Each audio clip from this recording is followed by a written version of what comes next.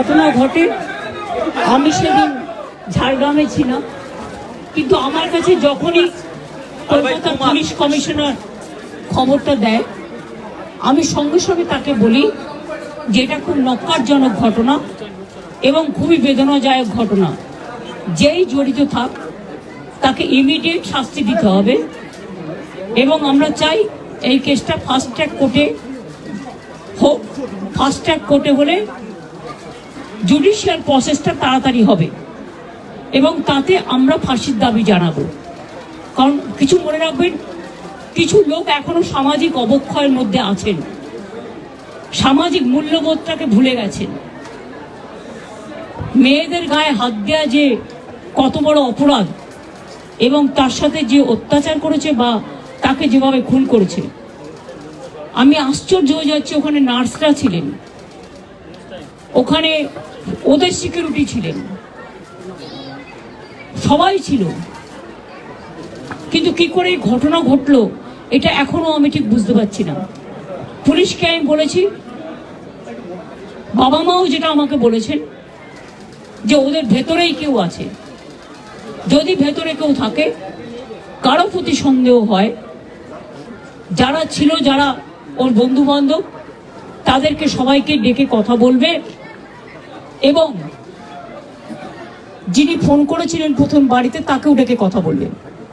আজকে প্রিন্সিপাল নিজে রেজিগনেশন করে দিয়েছিলেন, বলছিলেন যে আমার বাড়িতেও তো বাচ্চারা আছে, যেভাবে আমাকে গালিগালাজ করা হচ্ছে। তা আমরা তাকে বুঝিয়ে বলেছি, ঠিক আছে আপনাকে ওখানে কাজ করতে হবে না, আমরা ওনাকে সরিয়েছি অন্য জায়গায়। আমরা ওখানে MSVP-কেও সরিয়ে দিয়েছি ডিউ টু নেগলিজেন্স। আমরা হাসপাতাল থেকে হেড অফ দ্য ডিপার্টমেন্ট, যে চেস ডিপার্টমেন্ট, তাকেও সরিয়ে দিয়েছি এবং পুলিশ পোস্টে যে ACP ছিলেন তাকেও সরিয়ে দিয়েছি। সবাইকেই সরানো হয়েছে এবং ডগ স্কোয়াড থেকে শুরু করে, ভিডিও থেকে শুরু করে, ফরেন্সিক ডিপার্টমেন্ট থেকে শুরু করে সবাইকেই ইনভলভ করা হয়েছে যাতে খুনি গ্রেপ্তার হয় এবং দোষীরা শাস্তি পায়। এবং আমি চাই পুলিশ যত তাড়াতাড়ি সম্ভব দোষীদের গ্রেপ্তার করবে। আর রবিবার পর্যন্ত যদি তারা কুল কিনারা করতে না পারেন, কারণ ভেতরেও তো অনেকে আছে, তাহলে এই কেসটা আমরা আমাদের হাতে রাখবো না, আমরা CBI-কে দিয়ে দেবো। তার কারণ হচ্ছে আমার এতে কোনো পাওয়ার লেনা দেনা কিছু নেই, আমি প্রথম দিন থেকেই বলছি। কিন্তু ওদের সাকসেস রেট খুব কম। তাপসী মালিককে যখন খুন করে হত্যা করা হয়, ধর্ষণ করে, আজ পর্যন্ত বিচার হয়নি। সিঙ্গুরে এটা হয়েছিল, নন্দীগ্রামে যখন 14 জন গুলিতে মারা যায় বা 10 জন হারিয়ে যায়, আজও তারা ফিরে আসেনি। এই কেসগুলো সব CBI-এর হাতে ছিল, রিজার্ভের কেসও ছিল, একটা কেসেরও বিচার হয়নি। এমনকি রবীন্দ্রনাথ ঠাকুরের নোবেল প্রাইজ চুরি হয়েছিল, সেই কেসটাও ছিল, মানুষ কোনো বিচার পায়নি।